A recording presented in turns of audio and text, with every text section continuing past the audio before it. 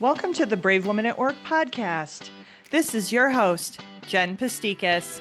I'm so glad you're here. With the Brave Women at Work podcast, you'll get the resources and tips along with real-world stories and humor to empower and inspire you to take bolder and braver actions in your career and life. Welcome to the Brave Women at Work podcast. This is your host, Jen Pastikas. I'm so glad you're here. Well, hey everyone, how are you doing out there? Well, I have come full circle. So in 2013, I'm saying in 2023, in 2013, I started a leadership group for my corporate organization. My CEO requested that we center the first leadership group on the book, Start With Why by Simon Sinek. And almost 12 years later, 12 years, I am still obsessed with this book. So the basic premise of Start With Why is that if a person or company starts from the point of why they do what they do, and they have to communicate it clearly, the how and the what, AKA the operations or the tactical pieces of the business, they will just come. They're going to start to kind of come into the picture. And it all starts with understanding and knowing our personal why. So, well, guess what? I was so pumped to get introduced to Monique Helstrom, who is the professional that was behind the author and speaker Simon Sinek during the Start With Why heyday. And it was fun to learn what was happening kind of behind the scenes, when I was chit-chatting with her about it, and what prompted Monique to branch off on her own after many years successfully partnering with Simon and his brand. So during my conversation with Monique, we chatted about what was it like to move from being chief of Simon Sinek, as she calls, to running her own company. The mindset shift that she had to make from feeling like an executive assistant or only an executive assistant, which if you've listened to the show at all, I've had women that focus on coaching executive assistants, retaining them, recruiting them. I think they're an absolute critical piece of any business. So she went from that simply number two mindset to moving to being number one, personally and professionally. Why she sees, it's right on her website, why she sees life as a potluck. I was like, that's kind of interesting. So let's dive into that. And we sure did. She dives deeper into her mission with the work she does today with executive assistant recruiting and executive coaching clients. So she has remained, which I think is great, true to her executive assistant roots. And she still helps CEOs and top leaders recruit for the best pair and the best team construct for their businesses. And then I asked her selfishly, because I just wanted to know, what are the signs we need? Like, when do we need an executive assistant and how do we look for our own? So I was kind of curious about that for myself and so much more. We just dove into all the topics. So before we get started, here is more about Monique. Monique Helstrom has dedicated her life to helping humans understand their own unique role in making great ideas and great partnerships come to life. After nearly a decade as the executive assistant, producer, and chief of Simon Sinek, New York Times bestselling author and TED celebrity, along with her adventures as an event planner and two-time small business owner, Monique has had unparalleled experiences and gained unique perspectives from thought leaders, executives, middle managers, celebrities, educators, the military, social activists, and the general workforce that this world depends on. These encounters have equipped her with the tools necessary to decipher and disentangle common issues plaguing humans and businesses around the globe. And now, as a speaker, activator, and unlocker of human potential, I love that, she consults, coaches, and speaks internationally to teach people the most important skills that no one ever taught them before. She has helped individuals and teams understand and utilize their innate talents, master their communication, conquer their organizational roadblocks, and build powerful relationships that will actually progress their career.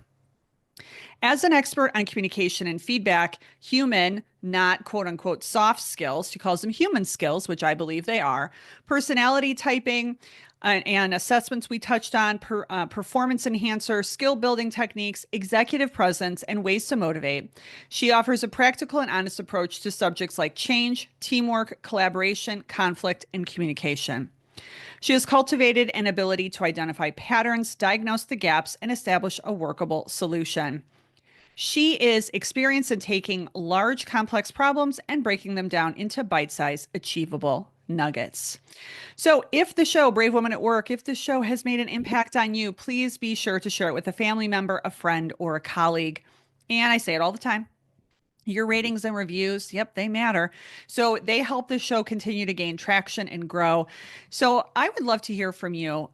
Besides, obviously, we love the 5-star ratings, right? But I'd love to hear if it is making an impact on you. So if you want to leaving a rating and review, I would appreciate it. If you want to even send me a DM or an email at hello@bravewomanatwork.com to see how this show has impacted you. How has it made any type of positive momentum in your life? I would love to hear it. It would help me kind of put some fuel in my tank to keep on keeping on. So either way, I appreciate your feedback. Also, if you haven't yet downloaded the freebies from my website, check them out on my website at bravewomanatwork.com. The 3 affirmations that are out there currently are 24 career and leadership affirmations, 5 ways to managing your imposter syndrome, and getting paid, 10 negotiation tips. And so, one last announcement. I am co-hosting my first ever women's leadership conference called Thrive in 2025. And my co-host is Hope Mueller, my friend and my colleague, and just my partner out there in business of Climb Conferences. We're hosting the conference right here in Chicagoland. And I say that like everyone lives in Chicago, but it's kind of my backyard. We would love to have you. If you've never been to the Chicago area, it's absolutely beautiful. And it'll be very beautiful June 25th through 28th of 2025 this year. And so come and join us. And you can learn more about the conference and you can register right on the site at www.thrive-in25.com. Again, www.thrive-in25.com. All right, let's welcome Monique to the show. Well, hello, Monique. Welcome to Brave Woman at Work. How are you today? Thank you for having me. I'm wonderful. Thank you. How are you? I am good. I am good. I forgot to ask you where you hail from. Where are you at in the U.S. or in the world? Denver, Colorado. Okay. All right. So how much snow do you have? None. We had some snow last week and now it's sunny and beautiful. That's Oh, what I do wow. in Denver. We get dumped. Well, I'm down in Denver proper too. The foothills and the mountains get most of the snow, but Okay. we're so high up, the sun melts everything within 24 hours. Okay. Not too bad. Okay. All right. Well, why don't you tell us? I love stories and I know you do too. So why don't you tell me a little bit about you and your background story and where you are in this moment? Sure. Well, I come from Philadelphia and I am very Philadelphia. I'm very blunt and, have that East Coast mentality of working hard.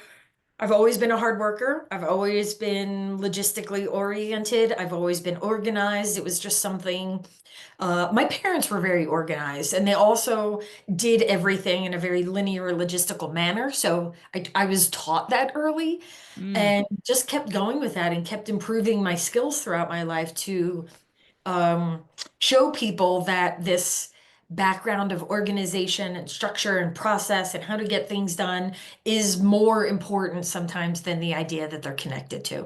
So I've spent my life just doing. I'm a heavy, heavy doer. I'm constantly moving, constantly talking, constantly acting. And that's just me. And I love it. I love it now. Hated it before, but I love who I am now. okay. Why did you hate it before? I think as women, we try to be everything, or we tend to define ourselves by what we're not. I don't have this. I'm not a mother. I don't have Mm, a husband. I don't. I'm not a CEO. I don't know how to do strategy. We tend to, which can help because we learn and grow that way to look forward to achieving something else. But when I finally just sat back and accepted myself for all the goofiness and bluntness and weirdness that I am, when I just sat back and said, I am a damn good assistant, my whole life changed. That is so great. And by the way, before we get into that, I have to tell you, Philly is one of my favorite cities in the whole country. Love So it. I mean, okay, so cliched, but Rocky is one of my favorite movies. So I like ran the steps, like, and the food is good, and it's just got a really good vibe. So go Philly, go. Go Philly, go, go Birds. Exactly. Okay, so I have to ask, and when I saw your intro when we were introduced via email, I saw that you worked as yes, you put in here executive assistant, but you were the producer in chief of Simon Sinek. And I'm like, okay, stop the bus.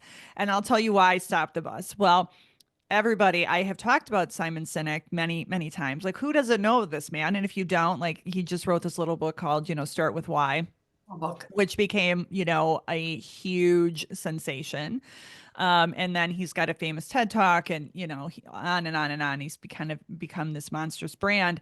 Well, the reason that I'm super interested in talking to you about that just briefly, and then I want to hear more about your work and what you do since then, is that I started a leadership group at our organization in my corporate work, and we do a 9-month program on that book. And we still do Amazing. it on that book. And I know it's becoming an oldie and a goodie with like all of the companies, things like that, but it still resonates. The idea of why just resonates. And so when I saw that, I'm like, I must talk to Monique. This must happen. So, how did that happen? Like, how did you become the one that was working directly? I mean, that's a pretty close relationship with that, a powerhouse brand. So, how did that Yeah. come about? Uh, oh, honestly, fate, accidental. I hate to even say that, but I was living and working in LA. I had another business at the time. My first go round with small businesses. I was a professional organizer, and I Oh, helped businesses and homes, and I did moving and packing and organizing and things like that in LA. And I had helped one of his friends, and he happened to be out visiting one of his friends when I was at the house organizing and doing stuff. Met him at the time. He was kind of small potatoes. Like the book came out yeah. a year before. And, he was doing speeches for 100 insurance agents at the Courtyard by Marriott. No offense. Yeah. That's where we started. And um, I think, he just sort of saw what I was doing. He actually asked me to move him. So I went up to New York and moved his house. And maybe on day two, he was like, "No, you need to organize my life, not just my house. I need this all the time." He looked at me like I was an alien with three heads because I had like color-coded sticky notes with me and color-coded pencils in my little notebook, and I had a tape measure, and like everything in my world is organized. So he was like, "I need whatever it is you have," because he was the opposite of that. And I said, "Great." And he said, "Do you want to help me build this brand? I can't guarantee you anything, but do you want to jump in?" And I said, 100%. And then off we Whoa. Whoa. So, okay, what was that roller coaster like? Because you were like, like, okay, were you going to use the roller coaster, right? So you're like clicking up the roller coaster, but you had no idea where it was going. So, what went. was that experience like? It was the constant clicking up of the roller coaster and then a downward, but you never ended. There was never an end. When we got back to the station, the thing just kept on moving and the roller coaster went around again. It was the most exciting, most fun, hardest experience of my life. I mean, for a decade, I worked 60 hours a week easily. We were on Wow. the road 220 days a year. I had no life. I used to say I couldn't hang on to plants, pets, or men because all of them would die. Uh, and that was my life. It was constant motion, and it was Mm. literally the hardest thing I've ever gone through in my life, and the best thing I've ever done. Taught me everything I know about myself right now. Wow. Okay. So, what maybe are like 1 to 2 key takeaways from the experience? Without a doubt, my confidence in what I do came from this relationship, came from Simon. I'll be honest with you. For a long time, I thought my skill set was narrow and easy.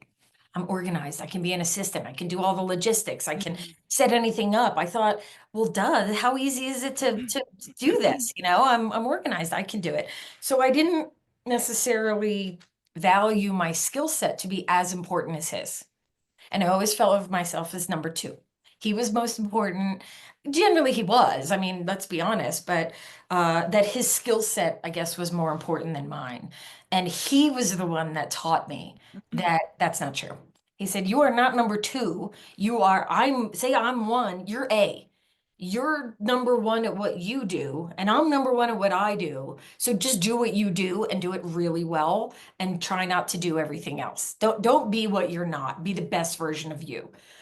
And I did. And that Wow. was the biggest takeaway is be the best version of you. Don't try to be the best version of somebody else's or an amalgamation of everybody else's bests. So was that also, because you do talk about burnout a little bit, was this like the best of times and the worst of times, like where it was like a double-edged sword? Oh yeah. The burnout was heavy. I mean, every time, every holiday where I didn't have to travel, I would get sick because my body would Mm. run down. I had a respiratory infection. I almost had a heart attack when I was 36. Oh my. Was stressed today. I'm not gonna lie. Yeah, I was at 36 years old in an ambulance with an EKG hooked up to me. But um, also that helped me realize that a lot of that was me too. That the pressure that either my profession or just us as women put on ourselves, it was a lot of my own expectations of myself and a lot of the things that I did to myself that was making me so stressed out. So I totally relate to that, right? Where you're, when I went through burnout, I was like blaming my organization and like blaming all the people and all this stuff. But then I was like, wait a minute, why do I keep putting myself in similar situations? Like, why do I do it with like Brave Women at Work? Why do I do it with the podcast? I'm like, oh, I can't blame. I have to like point the finger in the right direction. right. Right. And then figure out why. Like, why is it that you keep yourself so busy? Why is it that I keep myself so busy? I did a bunch of those personality tests that we had talked about. And once you take those personality and skills assessment tests, you kind of learn what you're great at. And all of my tests have told me that I'm great at process and logistics and being organized and, activating projects, turning thoughts into actions. I'm a doer. And so why am I balking at that? Or why am I complaining about that? Just do it. Do what makes you feel good. Do the good parts of it. And then don't stress yourself out over what you're not, Hmm. or what you So, can't. okay, I have to edify and give you some props for this organization thing. So, I am a surface organized person, just like Okay. as a sidebar. So, my husband and I just cleaned our kitchen, right? So, I'm the person like likes it out of sight, but when you open the cabinet, like all types of crap is flying out. He is the person that pulls everything out, like cleans the cabinet, lines the cabinet, then he's like kind of like strategizing, like looking at everything for like an hour. And I'm like, please, can we put stuff away? So it does. I mean, not everyone is at the level that you're talking about. So kudos to you. 100%. And that's something with our profession, as assistants, as administrative professionals, we think this is because we could do it. It might be easier work. So we don't value it. And we don't talk about it as if it's a huge skill that more than half of this world doesn't have. Half of this world can't organize themselves out of a paper bag. So own it, be organized, love it, Or be pseudo organized like I be am. Like organized, I'm or be your surface I'm version. surface organized. Yeah, I'm like not like below the surface organized. So was there a point where you made the decision, if you can share, where you were like, okay, I need to have a change. It's been like you said 10 years. Like I need to get off the roller coaster. I need to do something different. Was there a moment that you distinctly remember? From when we split from the organization, when I split from Yes. the organization, it was a little time in coming, and honestly, Simon and I were pretty open about it together. His business was changing, or he didn't want to do the road jockey thing anymore, and frankly, I didn't really either, and Yeah. didn't want to travel that much. He wasn't going to push out a book every 2 years. He wanted to slow down a little bit. So his needs changed as far as what he needed in a producer, what did he needed in an assistant. Mm-hmm. And I had just grown too far. So it was a mutual decision to move on. I had grown enough that I didn't want to go backwards in my career. Um, and he was okay with that. So I kept on moving. Okay, so you guys ended well and you guys probably are still friendly and all that. All that's good. Yeah. Yeah. We That's still text, and you know, he's a goofball. He's super fun. He's really fun. I know, it's like, it's kind of funny. It's like one of those things. You're like, hey, yeah, I just got to go text my friend Simon Sinek over here. Like for me, Yeah. I'd be like, what? Anyway, enough about Simon. So when you moved away from your role supporting like him and the very visible brand to supporting yourself, was that kind of a weird shift too? Like where you're like, oh, I'm valuable enough to focus on all of my own details. I'm valuable enough to focus on my own brand and build my own business. Yes and no. So the ability to jump off the high dive and do it, I'm a pretty risky person and I'm pretty confident in myself and my skills. So it really like the choice to start my own business again was an easy one. It Mm-hmm. took no brain power from me because I just knew because Simon and I had figured out such a way to get along with each other and we figured out a way to make both of us so successful from the combination of our skills. And I was like, I have to help other people do this. This is such an important partnership. I mean, with the right executive assistant, your productivity can improve between 20 and 50%. Like that is, Wow. so if you want 20 to 50% more productivity in your day, your week, your month, having a good relationship and a good working relationship with your executive assistant is the key, let me tell you. And it's something that not a lot of people utilize. It's not talked about as often. So I had to go out there and bang the drum and let everyone know that this is an important relationship and it deserves time and energy. And I love the fact that as you are growing your own business and it's like multi-pronged and obviously there's speaking and coaching and of course you help with executive recruiting because this is what you were in that role for so many years. So what made you want to hold on to that piece of it rather than just being like, I'm done with that. Like I'm going on to something else. It's such a thread of who I am. I am an executive assistant. Like before I knew Mm. I was an executive assistant, I was an executive assistant. Um, this is who I've been my whole life. So to walk away from it didn't make any sense to me. And again, I see a huge gap here where most executives are not using their assistants properly. It's and not for ignorance or out of malice. It's because they don't necessarily know how to use this beautiful piece of technology called an executive assistant. They're not taught. There's no course for executives on how to work with your assistant. And there's certainly no courses for assistants on how to be assistants. So there's a really big gap here. And again, once you know, like I saw firsthand the success that could come out of a good partnership. And if I can help 10 other partnerships, I mean, if I could help one other partnership be like it was with Simon and I, then I've had a good life. Oh, so good. So, a couple questions. So, I am an executive in corporate, and then I have this whole other world called Brave Women at Work, and I do not have an assistant. How do you prove out? This is a total selfish question, everybody. How do you prove out the need for an assistant in a culture that doesn't have them? Well, so if you're a single run business, obviously it's a lot easier. Corporate world Yes. is different.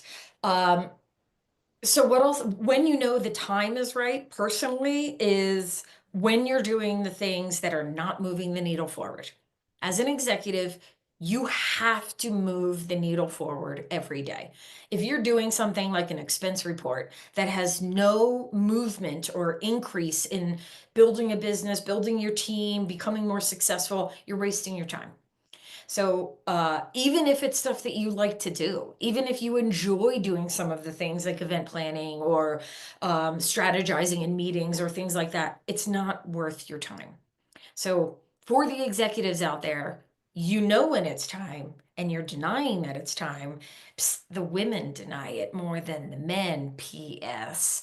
Uh, Wow. Interesting. women are so much harder to get an assistant for. It is incredible. Times two, I would say. It's harder for women, times two. To find the right assistant, to admit that they need an assistant. Because again, women feel like they're lacking if they're not able to do, Mm. not a lack. It's where does your genius lie and what are you doing that is not feeding that genius? If it's not feeding the genius or the success, stop doing it. Give it to somebody else. Because there's Okay, so so I'm an anomaly. I'm like assistants out there, please call on me. Like I I can take help you like with that if you need it, Jen. yeah, like it takes a village, folks. It takes a village. So, okay. So, not spoiling all of your great resources. So, if you are an executive out there and you're looking for an assistant, like call Monique because she can help you find the right one. But what would you say are a couple tips in like finding the right assistant? Because I think it's going to vary by person, correct? Sure, sure, absolutely. One of the unique things about this relationship is that you know, we base this off of a human being. The assistants work for a human, not necessarily an organization, and all humans are different. So our job is different depending on where we go, who we're working for. We have to mold into that. So I'll give you two of my biggest tips. Number one, when you're writing a job description, do not only write the tactical, technical things that you need. Mm, Calendar management, email management, blah, blah, yeah. blah. And even frankly, calendar management, I don't know what that means. Does that mean you have 400 meetings in a week, or do you book one meeting in a week? I don't know what that means. Yes. Write the technical skills, but write exactly what you need from those technical skills. What does email management mean? Do you need me to draft? Do you need me to write? Do you need me to, what do you need me to do there? But in that, write the human being that you need as well. This is a very intimate partnership. This executive assistant is going to know your social security number. They're going to know how much money you have in your bank. Mm, You're fighting with your partner. They're going to know what everyone in that company thinks about you. They know it all. It's an intimate relationship. So you have to like the person. So ask for the person that you want. I want someone who's extremely extroverted. I want someone who's a hard worker. I want someone who's this and this and this. Ask for the personality, the human being that you need, as well as the technical skills. mm. And then my second big tip is, if you are an executive who doesn't necessarily know what they need, this is, how would you know what you need if you don't know how to do it? It's like telling someone to play basketball when you don't know how to play basketball. So Correct. if you don't know what you need in your job description, describe who you are. I am someone who I like to work 9 hours a day and I don't take breaks, or I am an extreme family person and I did da da da da da. Here's what I'm struggling with this. Don't come up with a solution. Tell them what your problem is. Here's what I need help with. Because if you don't know how to ask for what you need, just tell them what the problem is on your job So, description. that's really helpful. So, do you help recruit for? So, you're saying an executive assistant. I think a virtual assistant is very different. Do you help recruit for the like a virtual, or is it no? It's like more of that one-on-one, in-person relationship with the It, executive. it's the entire suite All. of the administrative field. So everything from an office manager all the way up to a chief of staff. Okay. Okay. That makes sense. Okay. And then in adjunct, like I think that it might be related, but you tell me another area of your specialty is communication. And I can tell you're a very clear communicator. Do you feel that the executive administrate, like your administration skills marry up to the communication skills? And that's why you're also passionate about speaking and coaching on, really solid communication. Yeah. I mean, in general, I think communication is the most important skill we have. It's what defines us from the machines. It is the most important skill we have to build relationship and be successful, and we're never taught how to do it. I don't know about you, but I was never taught in elementary school, where you should be taught, here's how you have a conversation. Here's how you handle conflict. Here's how you tell someone that they hurt your feelings. Here's how, because conflict and feedback and all these things happen in the real world, and we're never taught how to handle it. So it's scary and it's unknown. So it is my soapbox and it is my mission in life to help people communicate, get the words out, talk, and how to do it.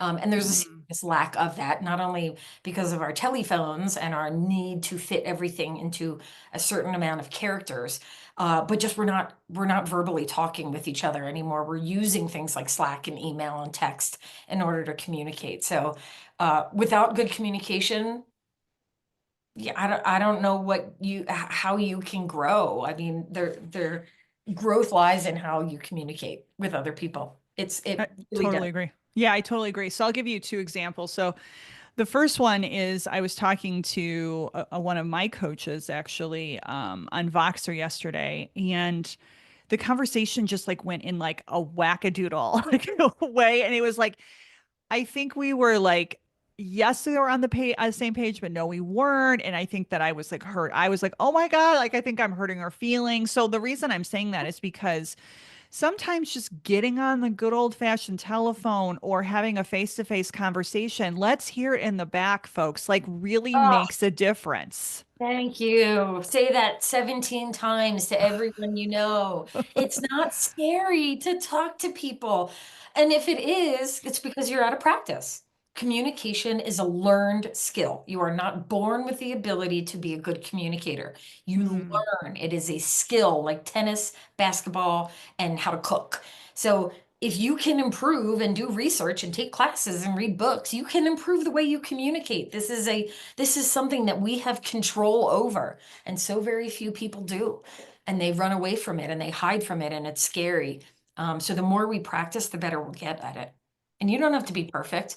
Everyone thinks that they have to get everything out so eloquently. You don't. No, Just you don't. speak. Yeah. I'm gonna, and not to make people feel like they have to have kids, but I'm also thinking like, you know what? You can learn a lot of communication by having like a girl in seventh grade, like Mean Girls. There's a lot of stuff going on in seventh grade with girls, right? And so my daughter actually just had a conversation with me. She didn't get invited to a birthday party of a friend that, she thought was near and dear, and she wasn't invited. So she has that fear of missing out. She's like, why wasn't I invited? And she was going to go storm right over to her house. And she was like, going to ask this girl, why didn't you invite me to your birthday party? I'm like, well, how would you feel if someone asked you, why didn't you invite me? Like, I'm like, you're putting her in a defensive posture. Like, how about if you just push right past that because the decision has been made and you just say, hey, are we okay? Yeah, Because I value our friendship. absolutely. You know, Absolutely. so I'm relearning some communication, Monique, just, as I'm navigating the mean girl years, which I think is going to probably be a long time. Amen. And I don't have kids, so this is a parenting advice from someone who doesn't have kids. If you teach your children how to communicate from age 3, what's a proper way to have conflict, to ask for what you need, to tell someone that they hurt your feelings, to have difficult conversations, to express themselves, they're going to be more successful in life. Period. End of sentence. I mean, Dale Yeah. Carnegie did a study a long time ago, but it said 80% is of one's financial success comes from their ability to communicate. Wow. Okay. So let's leave the listeners with some nuggets. So I love, because we do talk a lot about communication at Brave Women at Work, but what are your thoughts on if someone's like, well, I could brush up my communication skills. What tips, tools, books, resources would you point them in? Sure. As far as books, there's Radical Candor, obviously one of my faves. Fierce Conversations by Susan Scott, one of my faves. She's got a few fierce books that are absolutely amazing. Um, there's a thousand communication books out there. So pick one and read it. But again, Radical Candor, anything having to do with hard conversations, because we are failing at that as a society Mm. miserably, about how to have difficult conversations with one another. So that's a huge area that I would love people to focus in on. But realistically, when I do my coaching and when I teach people how to better their communication, it starts with self-awareness, period. Mm. If you don't know your own tendencies, your own habits, your own natural behaviors, your triggers, the things that draw you in, the things that don't, it's going to be very hard to edit your communication patterns. So you have to know what you naturally go to, how you naturally communicate. So start there, and then you'll know where you need to work on, what needs help. And one other tip I'll throw in is with my clients, and it may seem awkward at first, but we will build like scripts and like work through it ahead of time, especially if it's like a scary conversation. Let's say a comp negotiation, or they're asking for something big, or they've decided to leave the organization, whatever it is. But I'm like, you know what? Who cares? Like, bring in your notes. Like, no one's gonna know if you're more prepared. You're only gonna benefit from that. Yeah. What's the worst thing in that situation is to bomb that conversation. And you can bomb that conversation if you're not prepared and if you don't have notes.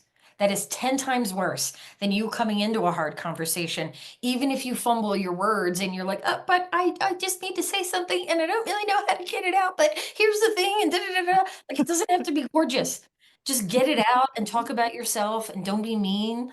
That's the place that you can start. Get it out, talk about it. Yeah, and I think the last piece is I was looking at I've shared this a couple times on social media. Harvard Business Review put out, I think it was Harvard Business Review, put out kind of a comparison between like 2012 and 2022 or 23, like executive presence, like what is valued in executive presence. And vulnerability is becoming like or authenticity is like truly the cliched word. But you know what? If you're just vulnerable and authentic, people like, yeah, they're like, okay, like she came to the table as a whole person. And I think people really value that. Yeah, if we want to get back to a space of humanity, then everyone needs to start acting like humans. Agreed. Amen. Amen. So I want Not to just, robots. I mean, we're in this land now where, you yeah, know, corporate America feels like they have to be robotic and perfect and never fail and never show anyone that you're hurt or you don't know how to do something and you hide your mistakes. Like, grow up. We're all humans. We are messy, smelly, weird humans, and we're I all love it. that. So just say it. I don't know how to Yeah. do it. Can you help Yeah. me do You're not that? a chatbot. You're not AI. Let AI be AI and let us be like us. Yeah, because these same executives are telling me, computers are taking over, and yet they're doing everything they can to become one. Huh. What do you want from me? Be more human, and you'll get a more human reaction. Mic drop. Okay. So a Here's a couple Philly, left. by the way. There's the Philly coming out, everybody. Okay. So last couple questions. So one of the things, some of the like the yummy things I found on your site, love your site, by the way, but one of the things you said there, which I just wanted to dig into just briefly, is you consider life a potluck. And I was like, yes, please. So why is life a potluck? It's because, as I say on the website, it's what everyone brings to the table is what makes the feast. A potluck is complete when everyone contributes, when everyone gives of themselves, when everyone gives the best of themselves. When you're at a potluck and you say, hey, what do you want to bring? If you're great at desserts, you go, I love desserts. Can I make the dessert? So you're putting yourself in there. You're raising your hand and saying, here's my skill set. Here's what I want to do. And here's how I can contribute to the whole. Do that. That's what life is. We are not all the same. We should not all be the same. We are all different puzzle pieces. All you need to do is figure out what puzzle piece you have and own it and honor it and live with integrity and honesty. That's the best we can do. The other thing that we love some personality assessments at Brave Women at Work, and you do too. We don't have time to go through all of yours, but one of them was new to me, so I'm like, uh-oh, I got to take this new one. It's new to me. It's called Insights Assessment, Whoa. and it's color related, right? So you got the red, I think the Big time. director, Oh yeah, director. I'm always a red. I'm always whatever the red is. D dominant and disc, red colors and all dominant personality. Okay, so what is the insight? Like what does this mean? Like with the colors and all this stuff, like why should we care? Why should our folks do this assessment? Most skills and personality assessments run on the four different personality types, roughly the disc. Are you Yeah. dominant? So Insights runs on the same. They have the color codes going from a very dominant personality in the red, more of a warm and outgoing and friendly mentalities in the yellow. And then we have our greens and our blues. Our greens uh, the greens can get along with everyone. They're able to not mold, but they're able to be involved in every kind of situation and they can sort of mold themselves to different environments. And then the blues are your conscientious, straight-edged numbers, analytical accountants, and your heavy duty analytical, every dot, every period, every conscientious need. And so we all fall on the scale somewhere. One of the things I don't like about certain tests is that they put you in that box. I've been told Hmm. my whole life I'm a D in DISC, I'm a red in Insights, well, duh, of course, but no, I'm not always that. Sometimes Mm-hmm. I'm an I, sometimes I'm green, sometimes I'm blue. It just is more of what I'm dominant at. So learning these things is incredibly helpful because you have to know what tools you have in order to control them. Like what do you have in this system here that you can use and control. And if you don't identify them by name, it's very hard to improve it.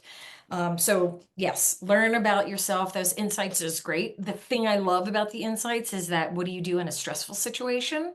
How do you Mm. act when you're not in congruence with who you really are as a human? And that's really fun to learn. Okay, I'll take that one. So we'll stay in touch and I'll tell you what my color is. Clifton Strengths too. My favorite is the Clifton Strengths by Gallup. By Yes, so I'm putting it out there in the stratosphere. You might be already certified, but I really want to get certified in Clifton Strengths. That's like on my list. Yeah, that's a big one. Okay, so I want to pull this out before we wrap up because I think your mission statement says a lot of like the work you do as a coach in this sector of your business. So from your website, it says that your mission, is to help others navigate their own challenges and achieve their next evolution, one step, one conversation. Again, there comes the communication, one breakthrough at a time. So tell me about like, maybe what makes your coaching work unique, or how this mission like kind of weaves into the work you do. Sure. Um, this stems from the truth that hard work is hard. Breakthroughs are hard. Transitions are hard. Growing is hard. Learning new things, evolving is hard. And frankly, it should be. We complain about how hard things are, but if it's that's some of the best things I've ever gone through in my life, some of the biggest times I've ever learned in my life is when things were hard. So a piece of my coaching that is different is it's I break it down. Why is it hard? What's going on? Let's do this one step at a time. And another thing that technology has ruined for us is this immediacy of being somebody else. You can download something in a second. You can order from Amazon in a second. You can do everything so fast, but change and evolution doesn't work that way. We have to work at it. You have to work at it every day. It is hard. Stop complaining that it's hard. Use that energy to dig into whatever it is that you're evolving to. But it's your job. It's nobody else's job. And we have to take responsibility for our own evolution. I love that. So this might be dovetailing into your next response, but would love your Philly girl response on this. Okay. So Okay. what do you believe are 1 to 2 ways women can be braver at work today? I mean, I don't want to be a broken record, but own yourself. Own who you are. Figure out who you are, what you offer to this world, what your skill set is, and don't shy away from it. Don't, uh, well, let me rephrase. The biggest thing that I can tell women is that um, confidence and ego and things like that are different than self-awareness. People think that if I talk about myself, if I tell you what I'm good at, if I tell you how I can contribute to something, I'm boasting, I'm bragging, I'm being Mm. egotistical, I'm talking about myself, and it's not. Ego and self-awareness are completely different. Self-awareness is what helps you grow. Ego helps you stop. Mm. So one way to be braver is own and understand yourself, figure out who you are, um, and work to improve those skills. The other thing, uh, I mean, I've personally never had a problem with confidence, unfortunately. In fact, I've been Fortunate, that no, my not unfortunately, fortunately, that's awesome. well, I used to get punished for it quite a bit when I was younger, and every Oh. report card has said something negative about Monique really needs to know when to shut her mouth. But talk. My second thing for women is talk. Talk about yourself, talk to your friends, talk to your executive, talk to these people. The way that you represent yourself is the way that everyone else thinks of you. So if you Mm. put yourself out into the world as meek and quiet and I don't talk to anyone and then when they call you unfriendly, you get mad. Well, don't. Who you're putting out into the world is what other people see. So you Oh. have to be the one, again, you have to take responsibility for yourself. I'm really tired of this world blaming other people for their lot in life. I'm sick of it. We are the only ones that can control this machine. So control your machine. Ooh. Okay, so I have a podcast episode coming out There's a woman that I interviewed. Her name is Suzanne Goldstein, I believe. And she talks about the matrix. Talk about that. Like it's like a wrap up. She talks about like getting out of the matrix, right? And like not being in the machine. You're talking about taking responsibility for your own machine, your own operating system. Responsibility for yourself. If Yes. you want to try something new at the office, if you want to be a part of that project, raise your hand. Stop waiting for the people in your office to come knock on your door and say, "Hey, would you ever like to do some event planning? We have a really big holiday party that we need." Or, "Hey, you look like you need to go to a yoga class. I think you should go in there." It is nobody else's responsibility to help you grow or to help you become a better version of yourself. It's your responsibility. So stop putting that on somebody else. Sorry, that was Yes. No, it was good. It was good. So you gave me that Philly girl answer. I love it. Okay. So shall we how, see? yes. So how do women find you, or anyone who wants coaching and, find you and your work online? Sure. It's my name is everywhere. MoniqueHelstrom.com. All of my socials are Monique Helstrom, so you can find everything there. And you can book a discovery call with me right on my website. So you can just book a 30-minute call with me if you're interested in coaching, or if you're an executive who either needs to improve your relationship with your assistant or get a new assistant. You could just book a call with me right on my website. Well, Monique, thank you so much for having this fun conversation. Hopefully it brightens up the rest of your day. I know it has for me. So thank you so much. Thank you. Have a great day. Well, that's a wrap on my discussion with Monique today. I hope you found our conversation both valuable and inspiring. Here are a few journal prompts until next time. Have you ever been a number 2 in a team behind a number 1 or a top dog leader? How did you feel in that scenario? What changes do you need to make to get to a number 1 mindset at work and in your life? A number 1 mindset can mean anything you would like it to, including taking better care of yourself or putting that oxygen mask on first, launching your business and being literally the CEO at work, going for the lead role rather than sitting back. Again, it's your number 1 vision and mindset. So have fun with it. As a reminder, please rate, review, and subscribe to the podcast in Apple Podcasts and Spotify. The show is also available on any other podcast platform you enjoy. Until next time, show up, possess a number 1 mindset, and be brave.